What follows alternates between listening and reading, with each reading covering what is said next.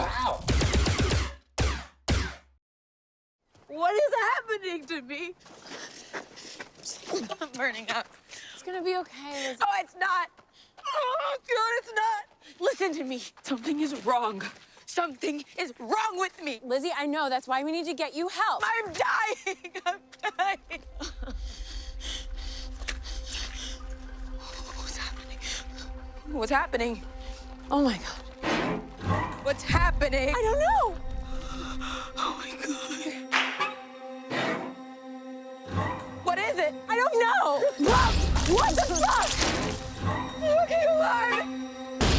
It's bugs. Help me. Help me, darling. Help me. You know what you have to do? And this is where the perfection falls off the rails. And I'm going to have to say that it's something that I cannot unsee ever. So thank you for that being burned into my brain. That's what I strive for. You're welcome. Okay, so today we have with us writer, producer Eric Carmelo. He's a Northwestern graduate from the state of Illinois. And he has written and produced on TV shows Midnight Texas, Supernatural, and Ringer. And in 2019, wrote the Netflix movie The Perfection with your long-term writing partner, Nicole Snyder. Thank you for taking time to talk with us at the Kapow Intergalactic Film Festival. Happy to be here. Thanks for having me. I guess let's start off with what was the inspiration for your film? Well, the very first thing that happened was, so Richard Shepard, the co-writer who wrote the film with Nicole and myself, and the director, we've been longtime collaborators, and he came to us, I guess it was 2017, and he's like, I have an idea for a movie. It's like a 15, 20-minute sequence, and that's all I have. Help me figure out this movie. And he basically pitched the bus sequence where, you know, you're in another country, you don't speak the language, you are deathly ill, and you're literally shitting your pants on a bus and vomiting, and you don't know what to do. There's literally nowhere to go. And like how universal a fear that is. Like it's truly, truly awful. I can't think of anything worse happening to you in real time than having diarrhea on a bus in another country and not being able to do anything about it. And we just started to kind of build the movie from there. I mean, it was truly just the notion of, you know, being somewhere else, not speaking the language and being really, really ill, and what would you do? So we started to kind of reverse engineer a plot from that point. And I think that something like that had actually happened to Richard in Mexico, though. It wasn't in China. He was on a bus and he got really, really ill, and he didn't speak the language, and he just said it was the most awful thing you could imagine. So it obviously stuck with him enough to turn it into a movie, and that was the jumping off point. I did not know that. So that was the incubus to be able to create this kind of crazy universe with the cellos and. Yeah, I mean, really, it was. It's like it didn't start with cellos. It didn't start with, I don't want to give away some of the big plot points, but it literally started with shitting your pants on a bus in a foreign country. All right. That's awesome. I did not know that. All right, that's a great tidbit. So the next question I have is, so traditionally you've worked in TV, and so how did this movie with Netflix transpire? I mean, Nicole and I started in feature films, and we had written, of all things, comedies for years when we were baby writers, and we had then transferred to writing television, and then we had been thinking about getting back into writing features, and then when Richard came along and he's like, do you want to crack this nut with us? We're like, this is the perfect excuse to start writing movies again. And I had met Richard like 10 years prior because he had directed the pilot for a show I created called Ringer. So again, we had been frequent collaborators and had been working on a lot of stuff over the last decade. And, you know, when he came to us, it just felt like it was very synchronous, and the time was right. Excellent. So were you on the set for the production? For part of the movie. When we were shooting the film, Nicole and I were concurrently running a TV show in LA called Midnight Texas. So we would get up to set when we could. But again, it was hard to pull double duty. So we weren't there for the entire shoot. And what did they shoot on? What was the camera? It was Vericam digital. And it was an incredibly short shoot. I mean, most shoots last months, and we shot this in, it was either 23 or 26 days. It was insane. And it was crazy for everybody because Allison Williams, who plays Charlotte in the film, she was shooting in Vancouver, that's why we had shot in Vancouver. And she was shooting to perfection on the off days when she wasn't shooting Lemony Snicket. So she would like shoot Lemony Snicket for 5 days and then come shoot the perfection for 2 days. So it was crazy. The poor girl was working 7 days a week for a while. And we eventually got the film shot in 23 or 26 days. 26 days. How long did post-production last? It was longer than that. I can tell you the post was longer than the actual shoot. But it all happened quick. Like it was like one of those things from the time that we wrote it to the time selling it to Miramax to shooting it was, I just want to say a couple months, which is really rare for features. Like it could take years to write something and then set it up, and then you go through this massive rewrite process. But Bill Block at Miramax was very gracious to give us, creative autonomy, and he let Richard and us make the movie that we wanted to make, and it really didn't go through like one of those grueling development processes that you normally go through. So well, nice. Speaking of the development process, let's share the initial image from your pitch package that you sent me. So you're telling me an interesting story where this image came from. What were the details on this?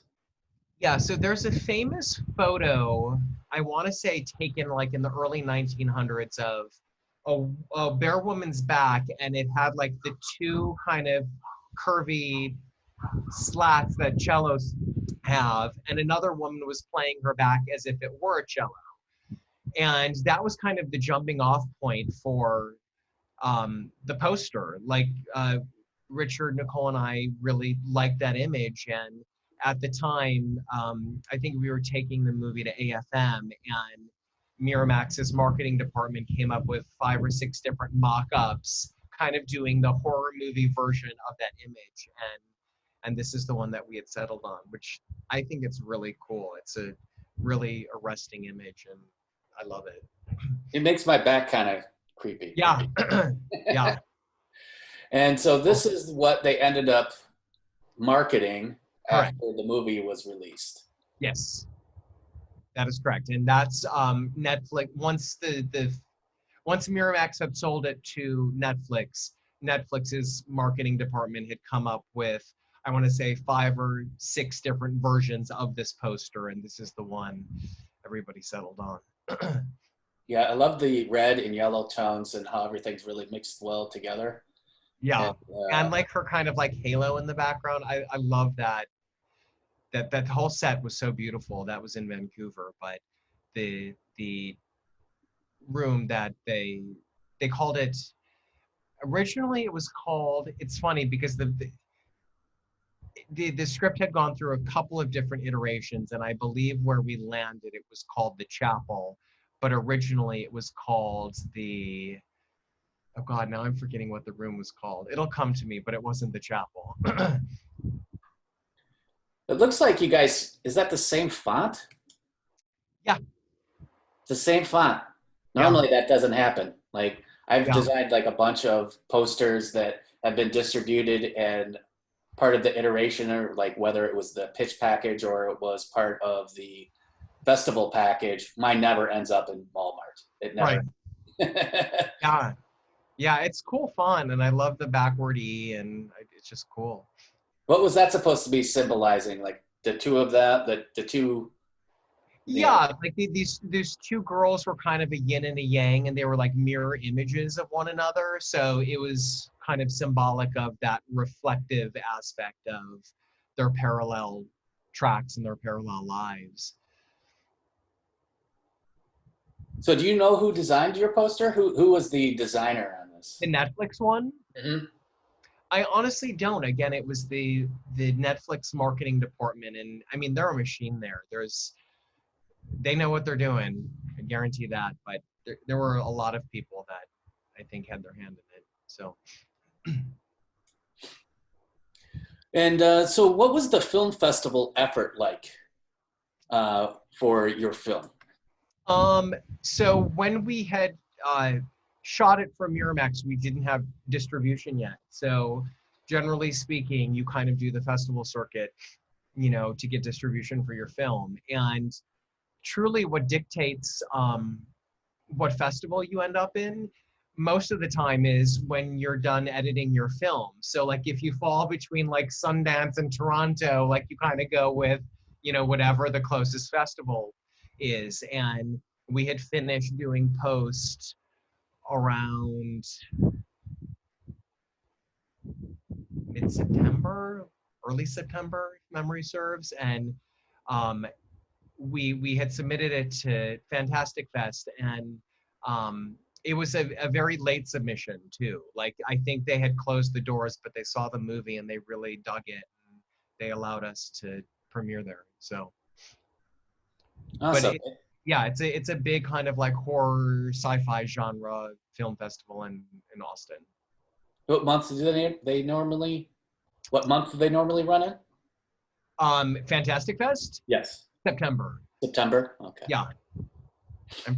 It was September. It was like, I feel like it was like the second or third week of September that we flew to Austin for the premiere.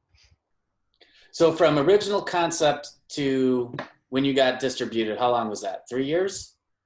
No, it was about a year, maybe a little bit over a year. So Richard and Nicole and I had written the movie late summer, early fall of 2017. And then by fall of 2018, we were in Fantastic Fest and we sold it to Netflix. And then it premiered 2019 on Netflix, but we sold it in 2018. So it was a little over a year, which is really, really short and abnormal. So do you have any advice for any aspiring filmmakers out there that's a year turnaround. It's like, any advice that you could give to any aspiring filmmakers that are attending the festival right now? I can give creative advice. I think just in regards to like strategic advice, it was just kind of timing and luck of the draw, which so much of this business is that. But just in regards to the creative process, I think, stick to your guns creatively and write something original. Like people want to see original stuff. And that's what I think cuts through the clutter. When people read or see something that they haven't read or have seen before, that's truly what gives you a leg up in this business. So I think anytime you try to do something derivative, people see it as derivative, but if you really try to kind of blaze your own trail, people notice. So that's the advice I would give, is be true to you and have a voice and do something original. Well, I feel like you've done that with this movie, because honestly, it's like, I think that the first time I saw it, my review was, I don't think I've seen anything quite like this movie before. So yeah, I mean, it's a wild, fucked up movie. And again, when we wrote it, I think we just were writing it to kind of entertain us, because it was so crazy and kind of out there. I was like, there's no way that this is ever going to get made through the studio system. And I think because I thought that, and because we wrote a movie that normally wouldn't get made through the studio system, is precisely why it did get made. So it's kind of ironic, but yeah, I mean, it's kind of like 3 movies in one, and it's crazy. And just when you think you know where the movie's going, we kind of like ratchet it in a completely different direction, and we go that way for 30 pages, and then you ratchet it again. So it is kind of genre bending, and it's definitely a wild ride. Well, I loved it, and Thank you. thank you very much for joining us today. And My pleasure. Thanks for watching. yeah, it was great. So you stay safe, and we'll talk soon. Thank you. And I will say, ironically too, I feel like The Perfection was a harbinger for fucking COVID, because they were in China, and it was the whole second act is that contagion China virus, and that's what you think you're on, and lo and behold, I less guess than I a year didn't even later. put that together. Yes. Yeah. Oh. I remember, I mean, when it first started to break that, like, oh God, you know, are we really kind of on the doorstep of a pandemic? I was on a text chain with our director and producer, and Allison Williams and Logan Browning, who played Lizzie in the movie. And we were like, wow, this is very strange timing, because like the movie had just premiered, and, you know, here we are, you know, on the precipice of a global pandemic. So it was weird and kind of ominous and just strange, but I hope I didn't jinx anything. You I brought wish it I was that back. powerful. Yeah. Anyway, Cool. Well, thank you, Eric. I appreciate it. thank you. Great talking to you. It was great talking to you. Talk Bye, soon. guys.